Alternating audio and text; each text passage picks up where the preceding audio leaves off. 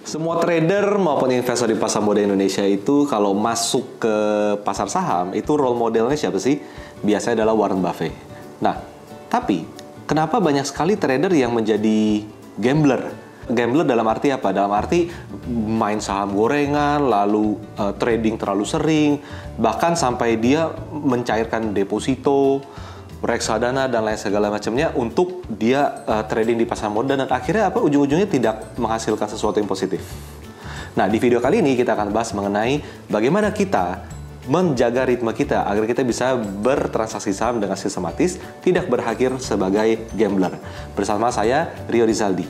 Thank you untuk teman-teman yang sudah subscribe di YouTube channel Galeri Saham ini. Untuk teman-teman yang belum, silahkan subscribe agar teman-teman bisa mendapatkan informasi video-video edukasi selanjutnya yang sangat bermanfaat untuk teman-teman semuanya. Satu video berjuta manfaat.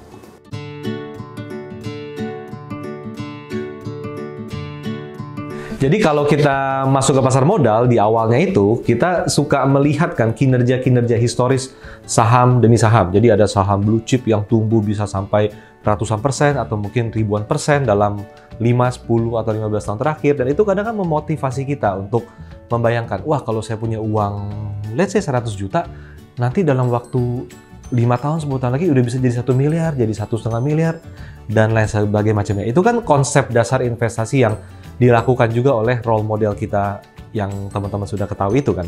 Nah, tapi pada dasarnya ketika kita pertama kali terjun ke pasar modal, mungkin kita akan mulai membeli saham-saham yang punya kinerja historis yang ciamik tersebut. Tapi yang jadi masalah apa sekarang? Yang jadi masalah adalah di tengah kita memantau market, kita cenderung suka melihat saham lain yang lewat di running trade. Ada saham A, saham B, saham C yang loh kok ini sehari naik 10%. Loh, ini kok naik sehari 15%. Bahkan kita akhirnya terdorong untuk mencari list-list saham top gainer. Top gainer dalam satu hari. Apa yang naik 35%, 25%, auto reject atas. Seperti itu. Dan ujungnya kita akan mempertanyakan ulang. Ini saya beli saham quality stocks ini, atau let's say mungkin contoh seperti blue chip ini, bener nggak sih? Jadi slow dong. Saya dalam seminggu mungkin baru naik sekitar 2%-an, tapi ini saham udah naik 20% dalam sehari 2 hari. Ujung-ujungnya apa teman-teman? Ujung-ujungnya terjadi adalah kita punya tendensi untuk tergiur pindah. Jadi mungkin investasi awal kita biarkan saja, tapi uang yang ada kita pakai untuk membeli saham lain, bukan menambah saham quality stocks tersebut di sana. Nah, akhirnya apa? Akhirnya adalah kita mencoba saham-saham yang size-nya lebih kecil. Ini saya nggak bilang bahwa saham dengan size lebih kecil itu lebih jelek atau buruk ya, bukan seperti itu. Tapi pada dasarnya dengan mencoba sesuatu yang lebih kecil, maka dia punya volatilitas yang pasti akan lebih tinggi. Bisa naik lebih banyak, bahkan dia bisa turun lebih banyak. Kadang itu yang suka lupa diingat atau dipikirkan oleh trader. Ujung-ujungnya apa? Mencoba size yang lebih kecil, wah lumayan nih, sehari bisa mungkin 5%. Tapi di sisi lain, karena volatilitas, kita akan punya resiko untuk nyangkut. Kenapa? Wah, sehari naik 5%, tapi turun sehari bisa, let's say 7%, atau kalau tidak ada batasan bisa sampai 10%. Nah, yang terjadi adalah itu akan bergulung, teman-teman. Akan bergulung. Dan bergulung seperti lingkaran setan, saya bilang bahwa kita akan semakin jauh dari tujuan awal kita masuk ke dalam pasar modal ini. Banyak sekali kita temukan bahwa orang yang tadinya trading atau mungkin invest di saham big cap ataupun blue chip, ujung-ujungnya trading dan invest di saham gorengan di sana. Saham gorengan kok diinvest? Nah, kenapa? Karena udah nyangkut dan dia berpikir ulang seperti role modelnya Warren Buffett bahwa oh ya Warren Buffett itu kalau simpan saham bisa sampai 5 tahun, 10 tahun, 15 tahun. Ya udah, ini saya simpan aja. Padahal yang dia lupa adalah ini saham yang dia beli menurut dia bagus, tapi secara fundamental atau secara prospek itu sebenarnya nggak ada bagus-bagusnya sama sekali. Nah, itulah yang membuat banyak sekali orang yang masuk ke pasar modal punya tujuan yang baik, dengan role model yang baik, tapi berakhir dengan tidak beda sebagai gambler, berakhir dengan porto yang memerah dan tidak ada prospeknya sama sekali.